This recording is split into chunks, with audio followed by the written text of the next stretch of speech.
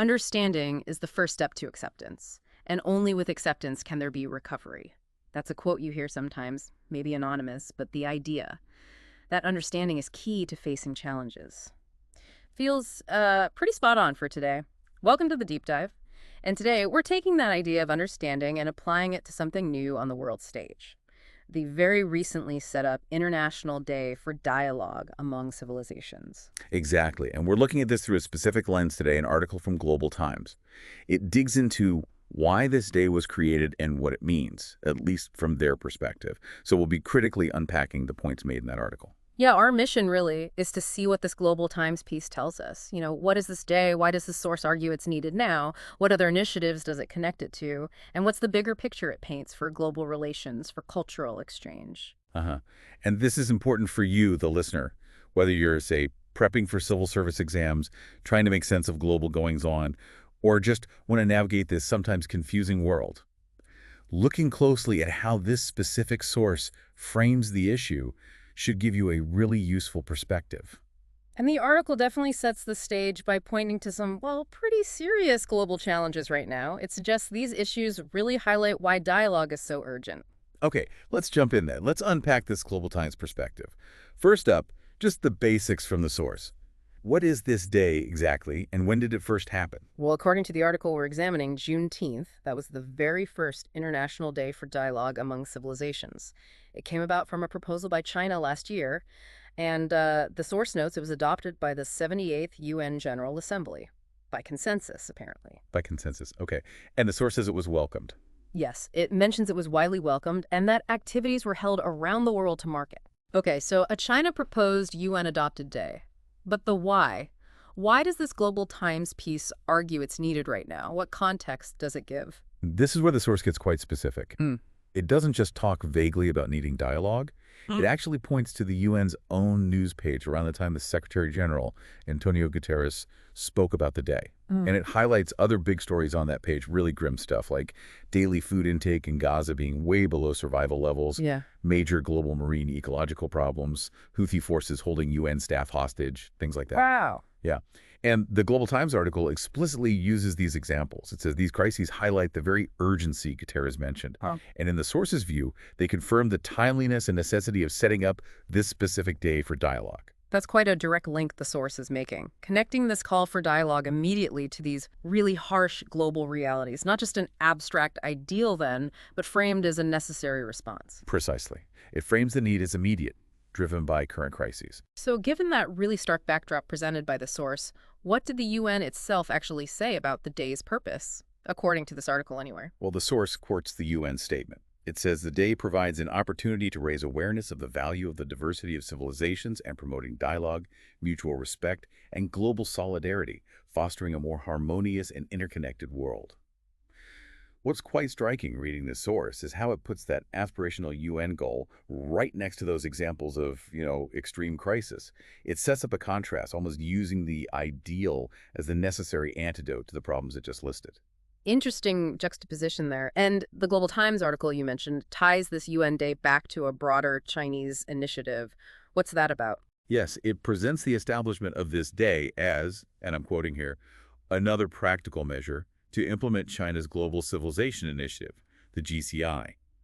The source describes the GCI as China's way of actively contributing to, global harmony. It uses some very active phrasing talking about China gathering wisdom, gathering strength, gathering momentum, and gathering hearts through different events. Gathering hearts. Okay, what kind of events are we talking about here, according to the source? To give several examples, like the Conference on Dialogue of Asian Civilizations that's framed as gathering wisdom on diversity and cultural exchange. Then there's the CPC in dialogue with world political parties high-level meeting that's gathering strength through dialogue on governance and inclusivity. The China Central Asia Summit is mentioned for gathering momentum, building mechanisms, paving a golden channel for mutual learning, as the source puts it. A golden channel. Yeah. And finally, the ASEAN-China GCC Summit is cited as gathering hearts by connecting regions and activating, quote, regional momentum for civilization integration. So a lot of specific initiatives presented under this GCI banner, all framed very proactively by the source. How does the article say the actual UN resolution for the Dialogue Day was received internationally? The source really emphasizes this point. It talks about unanimous support and describes the adoption with phrases like a resonance that transcends mountains and seas. Strong language. Very strong. It presents this reception as clear evidence that China's vision through the GCI resonated globally and became international consensus. It even gives numbers 14 countries in the core group proposing it, 83 co-sponsoring. And the article frames this as proof that the GCI conforms to the trend of the times and meets the needs of the times. Unanimous support transcends mountains and seas. When you see language like that in a source, especially one with a national perspective, it does make you think, doesn't it? It does. You'd want to ask, how exactly was that consensus among 193 members reached? The article presents the outcome, the numbers, the strong descriptions, as the evidence itself that the initiative is timely and widely backed. It's definitely something to note when you're critically reading the piece. A good point for analysis. Okay, so the source also suggests this day isn't just meant to be symbolic, a one-off event. What follow-up actions does it mention? Right. It stresses the implementation efforts over the past year. It talks about vibrant initiatives and building platforms for equal dialogue. Examples given include dialogues within the Shanghai Cooperation Organization and BRICS frameworks, a specific China-ALAC dialogue that's Latin American and the Caribbean, and a conference on dialogue between Chinese and African civilizations. The stated goal, according to the source, is to make this kind of dialogue a systematic and regular practice.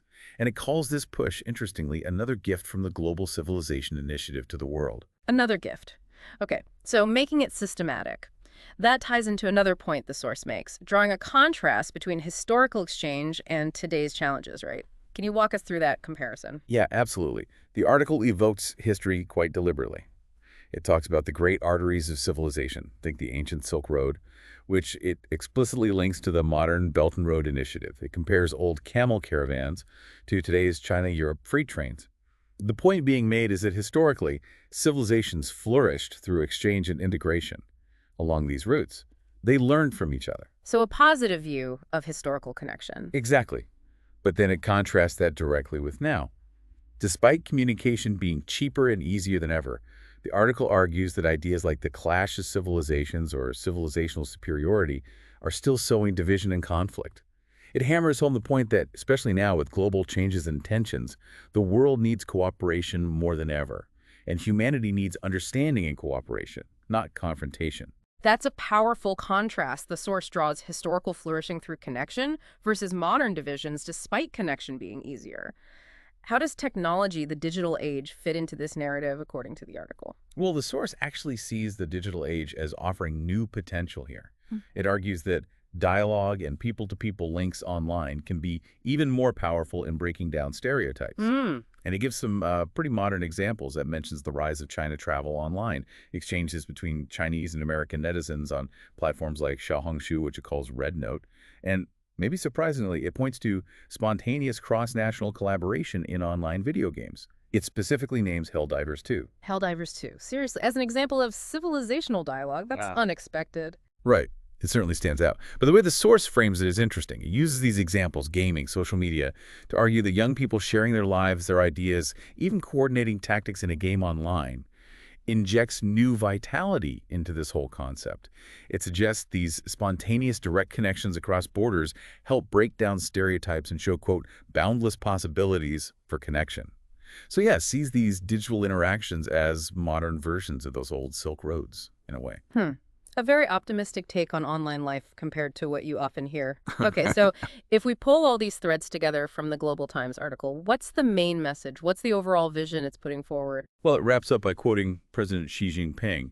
He cited saying that promoting exchange, mingling, mutual learning among civilizations is an indispensable path toward a better world and better lives for people of all countries.